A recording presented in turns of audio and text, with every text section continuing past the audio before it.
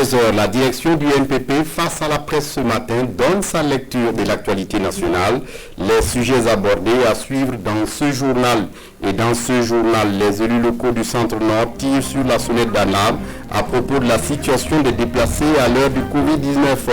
Et ils en appellent à la solidarité et au soutien de ces personnes en détresse.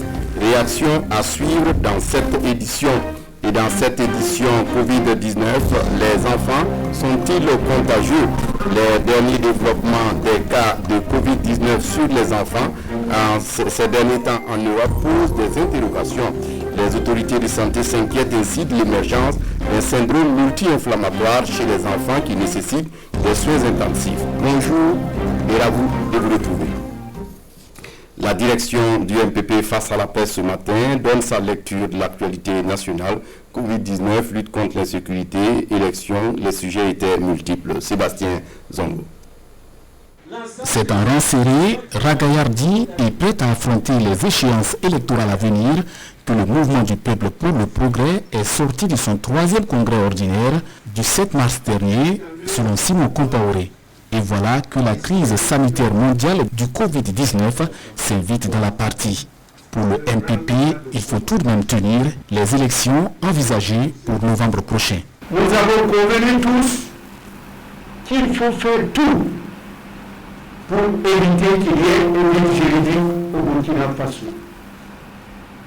Ça veut dire quoi? Que les élections doivent se tenir à bonne date pour que nous respections tout ce qui est inclus dans le texte fondamental, notre constitution. Concernant la gestion de la crise sanitaire, le MPP salue les mesures prises par le gouvernement et invite à comprendre les éventuelles erreurs souvent soulevées. Je ne connais pas de pays où on n'a pas formulé des critiques. Ça voudrait dire simplement une seule chose, c'est que personne dans ce monde-là n'était préparé à gérer une telle situation, une telle crise sanitaire.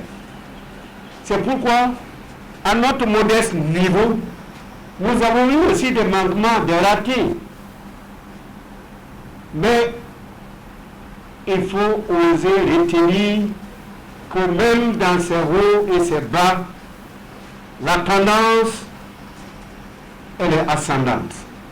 Sur la polémique entretenue par le doute de certaines voix sur le premier cas de Covid-19 au Burkina Faso, le MPP invite au respect des morts comme le veut la tradition africaine. Si c'était mon époux, je n'accepterais pas qu'on continue de faire des choses comme ça. Ça me blesse. À supposer même qu'il y avait eu des erreurs de traitement, là aussi il y a des voies de recours. Par la voix de son président, le mouvement du peuple pour le progrès salue la décision du président du Faso d'ordonner le rétablissement des salaires suspendus au mois d'avril de certains enseignants et soutient la décision du gouvernement de rouvrir les établissements scolaires. Il y a des gens qui sont d'accord pour la reprise. Il y a des gens qui ne sont pas d'accord. Alors on va dire, comme c'est comme ça là, bon, on reste, on ne fait rien. Non, ça c'est de l'irresponsabilité. En tout cas, le gouvernement, au regard de tout ce qui peut être pris comme mesure pour qu'à la reprise, il y ait moins de problèmes, il le fait, il a arrêté la décision de faire reprendre les cours.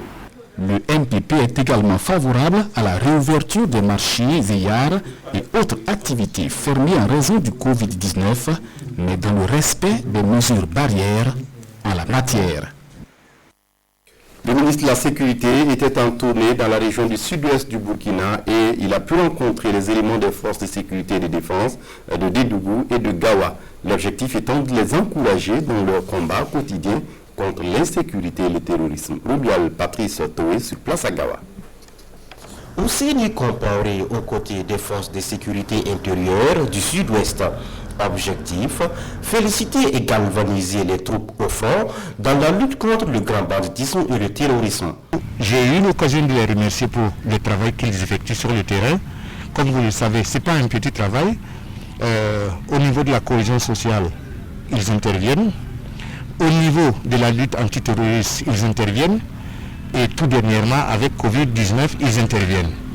Beaucoup de missions, des moyens assez limités, des conditions de travail de plus en plus difficiles, mais il y a un grand motif de satisfaction, c'est que le travail est toujours fait à la perfection au détriment de leur propre personne.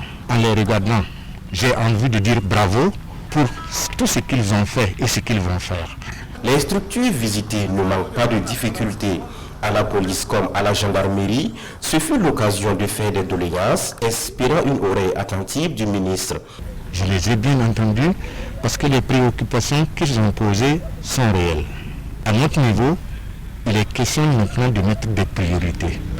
Et avec les chefs, nous allons discuter et mettre des priorités. Et avec beaucoup de détermination, nous allons essayer de satisfaire ces priorités. Dans le cadre de sa tournée, le ministre de la Sécurité a rencontré la confrérie des Dozo à Djibougou, avec laquelle il a échangé sur les questions d'insécurité dans la province de la Bougoriba. Il a également rendu des visites de courtoisie aux autorités coutumières de Obiré, Djibougou et de Kawa. Je le disais en titre, les élus locaux du Centre-Nord tirent sur la sonnette d'alarme à propos de la situation des déplacés internes à l'heure du Covid-19. Ils en appellent à la solidarité et au soutien envers ces personnes en détresse. Yacouba Kwala. Ils sont près de 400 000 déplacés internes dans la région du Centre-Nord. Depuis plus d'un mois, l'apparition du Covid-19 semble avoir fait oublier leur sort. Face à la presse à Kaya, le conseil régional tire la sonnette d'alarme. Quand vous constatez, vous regardez, en tout cas pour ce qui concerne notre pays, ce qui tue le plus, ce n'est pas Covid-19, c'est l'insécurité. Nous voulons simplement attirer l'attention de l'ensemble des autorités, les niveaux nationaux comme le niveau international, de même qu'ensemble on s'est mobilisé contre Covid. Nous pensons que si on fait cette mobilisation aussi contre l'insécurité, nous allons pouvoir arriver à bout. 189 villages de la région du Centre-Nord se sont vidés de leur population suite aux attaques terroristes. Dans l'urgence, les autorités ont installé ces centaines de milliers de personnes dans les espaces disponibles, des zones inondables ou dans des parcelles de culture. La saison des pluies s'annonce et d'autres solutions s'imposent. Avec ce qui est arrivé à Kongoussi, vous-même vous avez suivi, une seule pluie déjà, et nous avons une inondation. Et Dieu seul sait les pluies qu'on va avoir, les vents qu'on va avoir. Ces abris-là ne peuvent même pas tenir. Il faut que toutes les initiatives soient mises vraiment ensemble pour que les déplacés qui sont là puissent retourner chez elles. Les élus saisissent cette occasion pour appeler les populations à respecter les mesures barrières contre le Covid-19. Pour eux, le respect de ces mesures va éviter d'aggraver la crise humanitaire que connaît déjà la région. L'association des blessés de l'insurrection populaire au Burkina Faso de 2014 s'insurge contre les revendications syndicalistes et contre la justice qui traîne dans le traitement des dossiers malgré l'amélioration des conditions des acteurs de la magistrature.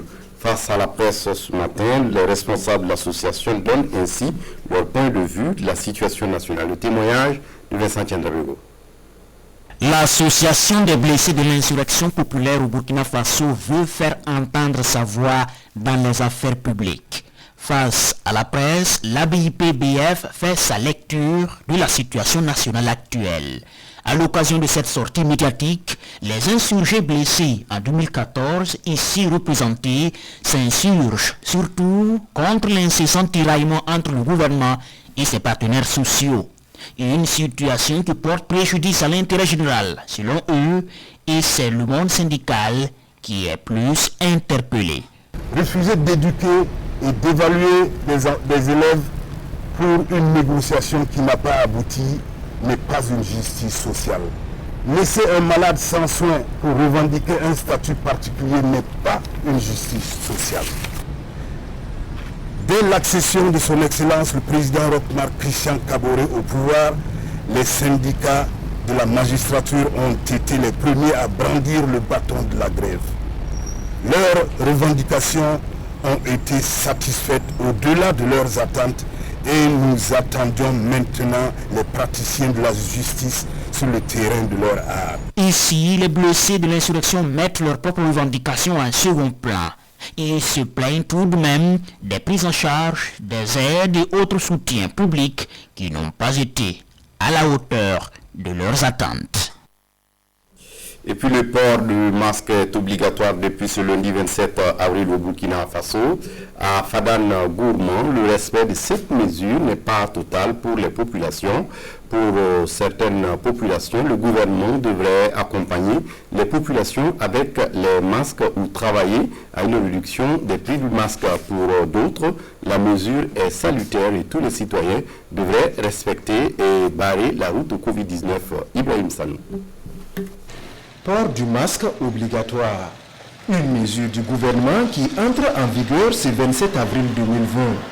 À Fadangourmand, cette mesure n'est pas très bien respectée par tous les citoyens, du moins pour ces premiers jours.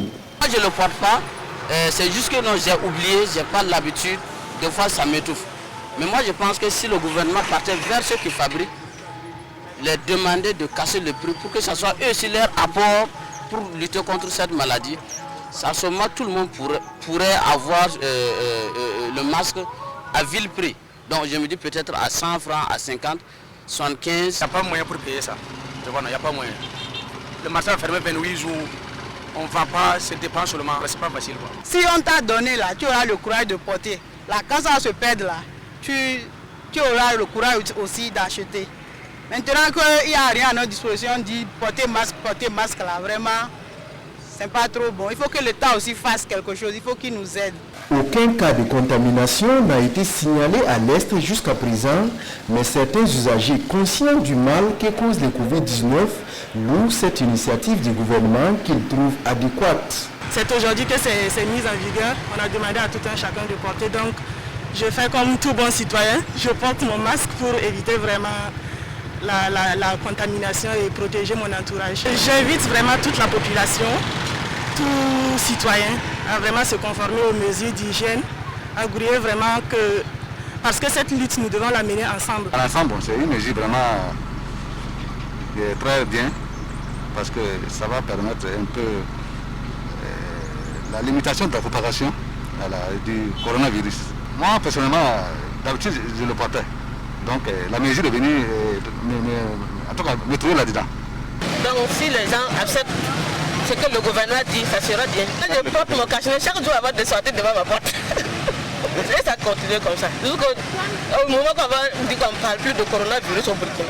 Cette mesure du gouvernement sur le port obligatoire des masques sur toute l'étendue du territoire national a été annoncée depuis le 16 avril dernier. L'objectif est de limiter la propagation du coronavirus dans notre pays. La Croix-Rouge burkinabé et l'Union européenne ont paraphé ce 28 avril à Ouagadougou un accord de partenariat pour la mise en œuvre du projet prévention et riposte d'urgence à l'épidémie Covid-19. L'initiative a pour but de contribuer à réduire la morbidité et la mortalité liée à cette épidémie dans le pays. Il est prévu 3 types d'activités dont nous parle ici Maxime Zongo. Par cette signature de convention, l'Union européenne met à la disposition de la Croix-Rouge burkinabé la somme d'1,5 million d'euros, soit environ 1 milliard de francs CFA. Ce montant permettra la mise en œuvre d'activités de santé communautaire dans les 45 provinces du Burkina. Le projet, qui a une durée de 12 mois, va impliquer l'ensemble de la population grâce à des séances de sensibilisation de proximité et de formation. Déjà très active sur le terrain, avec cet appui, la Croix-Rouge va ainsi élargir son champ d'action et surtout intensifier les gestes d'urgence qui s'ouvrent grâce à ses volontaires sur le terrain. Le ministère de la Santé, qui est en première ligne dans la lutte contre la pandémie, verra également ses capacités se renforcer. Cette subvention octroyée par l'Union européenne pour la riposte d'urgence au Covid-19 n'est pas isolée. Elle vient en complément à de nombreuses actions déjà initiées en faveur du système de santé de notre pays. La région du Sahel, en cette période de pandémie du Covid-19, bénéficie de l'appui du Haut Commissariat pour les réfugiés, d'importants lots de matériel composés de consommables médicaux, des équipements, des produits pharmaceutiques et des matériels roulants d'une valeur de plus de 350 millions de francs CFA sont mis à la disposition de la direction régionale de la santé, de l'action sociale et de la commune de Dori. Le point de la cérémonie de remise des dons avec Pinidier Niamou. De cette signature de documents découle une dotation de la région du Sahel en lot de matériel. Une ambulance offerte à la direction régionale de la santé, des consommables médicaux, du savon et autres matériels.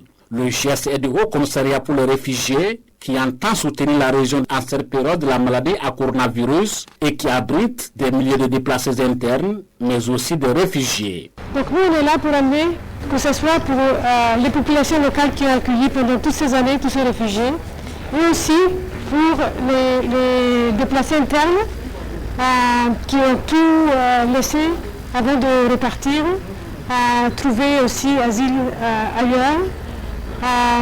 Donc un peu d'aide dans ces temps difficiles du Covid-19. Le chemin est long dans la lutte contre le Covid-19 selon le gouverneur de la région, mais dit-il, la seule valeur de surmonter les difficultés, c'est la solidarité. C'est ce que j'ai toujours dit aux responsables du HR. Aujourd'hui, en tant que gouverneur, j'ai des réfugiés qui sont venus parce qu'ils n'avaient pas de sécurité chez eux, mais j'ai des personnes déplacées internes, des centaines de milliers, beaucoup plus nombreux, qui ont tout perdu. Ils n'ont même pas pu bouger avec peut-être le minimum que les réfugiés ont amené. Troisième groupe, les populations autochtones, qui ont accueilli ces réfugiés-là comme des frères, et qui sont aujourd'hui fragilisés, qui se trouvent confrontés à des problèmes.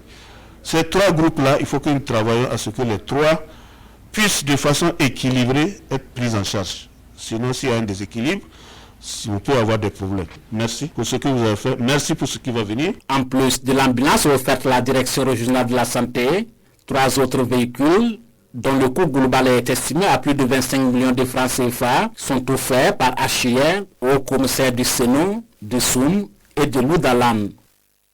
Les opérateurs économiques du Centre-Ouest offrent du matériel de protection et des vivres d'une valeur de 30 millions de francs CFA pour la lutte contre le Covid-19. Le don a été remis au comité régional de gestion de l'épidémie, en présence de Estelle Assokba. Jusqu'à ce jour, la région du Centre-Ouest enregistre 0 cas de Covid-19. Les élus consulaires de la région souhaitent qu'il en soit ainsi. C'est pourquoi ils jouent la carte de prévention. Ils offrent ici au comité régional de gestion de l'épidémie un lot de matériel de protection contre la maladie du coronavirus, composé de 3000 cache-nez, de 50 cartons de savon, de 36 cartons de gel hydroalcoolique, de 200 savons liquides, de 20 thermomètres infrarouges, de 50 cartons de savon, de 40 tonnes de riz et de l'huile, pour ne citer que cela. Un lot de matériel destiné à soutenir les populations les plus démunies de l'ensemble de la région. Plus de 30 millions de francs CFA, c'est la somme qui a été mobilisée par les opérateurs économiques des 4 provinces qui comptent la région du Centre-Ouest pour l'achat du matériel. Et ce n'est pas tout, d'autres dons sont annoncés. Avec la reprise de l'école, la gouverneure a dit ça, on aura besoin encore de nous. Nous allons répondre encore, comme elle vient de dire, essayer de solutionner pour permettre à nos enfants d'aller à l'école en toute quiétude. En plus de ces dons, ils ont remis 1 million de francs CFA au comité de gestion de l'épidémie. Il y aura des orientations par rapport à la destination, mais nous allons voir là où vraiment les besoins se posent. Donc les répartitions seront faites vraiment de façon judicieuse pour que les dons aillent vraiment là où il faut. Les bénéficiaires, une fois entrés en possession de leurs dons, sont invités à respecter les mesures barrières. À l'étranger, quelques dizaines d'enfants ont été hospitalisés ces derniers jours en Europe après avoir présenté des symptômes graves apparentés à une maladie rare. Une partie seulement de ces enfants s'est révélée positif au SARS Covid-2. À cette heure, le lien de cause à effet n'est donc pas établi avec le Covid-19. Regardez. De retour au 10 Downing Street après avoir vaincu le coronavirus, le Premier ministre Boris Johnson et la population britannique ont observé ce mardi une minute de silence en hommage aux soignants décédés depuis le début de la crise sanitaire. 82 d'entre eux ont perdu la vie, ainsi que 16 travailleurs sociaux. Dans les hôpitaux, la lutte contre l'épidémie se poursuit sans relâche et certains profils de patients ou de pathologies posent question. Les autorités de santé s'inquiètent ainsi de l'émergence d'un syndrome multi-inflammatoire chez les enfants qui nécessite des soins intensifs. Des cas similaires ont été observés en Italie et en Espagne. Dans cette vidéo, cette pédiatre espagnole a toutefois souhaité rassurer les familles, évoquant des cas très rares. Les symptômes sont proches d'un choc toxique. Température élevée, pression artérielle basse, éruption cutanée, difficultés respiratoires, voire des troubles intestinaux. Des enfants sont morts après avoir développé ces symptômes et certains ont été testés positifs au Covid-19. Toutefois, aucun lien n'est encore avéré entre cette maladie et le nouveau coronavirus. On referme ce journal avec la revue de presse des quotidiens, revue de presse signée Sékou Zongo. Au G5 Sahel, l'insécurité fait place au coronavirus. Orthographie aujourd'hui face à sa une. Tenue en visioconférence, cette rencontre entre les chefs d'État des pays du G5 Sahel et les partenaires techniques et financiers a eu le mérite de plaider pour le financement en faveur des pays de l'organisation conjointe pour une riposte contre le Covid-19, relève aujourd'hui au Faso. Si pour Okmar Christian Kaboré, au moment où devait tenir cette réunion, les préoccupations étaient essentiellement sécuritaires, dans les colonnes du journal Le Pays, le président du Faso observe, il est évident qu'avec le Covid-19 et au regard de son impact, cette question est devenue une préoccupation essentielle. Ce qui amène le journal à titrer à sa une sur les propos de Okmar Christian Kaboré, nous n'avons pas d'autre choix que de nous battre pour notre survie. Du côté du chef de file de l'opposition politique, les élections législatives et présidentielles constituent une préoccupation. Et à leur traditionnelle conférence de presse, les conférenciers sont clairs. Aucun prétexte ne doit être trouvé permettant d'aller au-delà des mandats du peuple. Information à lire dans le journal Le Quotidien. Mamoudou Diko va plus loin et affirme dans le journal Le Pays, même si 1 million de Burkinabés doivent voter, il faut qu'on aille au vote. Le vote à tout prix, la question est en ébullition du côté de la lagune ébliée. Soro condamné à 20 ans par la justice ivoirienne. Fin d'une irrésistible ascension ou un énième épisode d'une saga politico-judiciaire s'interroge aujourd'hui au Faso. En tous les cas, pour Guillaume Soro, ce procès est une parodie et ne pourra l'empêcher de se présenter à la présidentielle ivoirienne. Procès Guillaume Soro, ça ne pouvait qu'être politique, s'exclame l'observateur Palga. Alain Saint-Robespierre note d'ailleurs que le procès a été mené en un tour de main en l'absence du prévenu et de ses conseils. Pouvait-il s'attendre à autre chose? Assurément non, répond mon confrère. Ce procès et son verdict constituent l'aboutissement d'un bras de fer politique engagé par Guillaume Soro contre son ancien mentor Alassane Dramane Ouattara, conclut mon confrère. C'est tout pour ce journal. Merci de l'avoir suivi. Très bonne suite de programmes sur la RTB. Au revoir.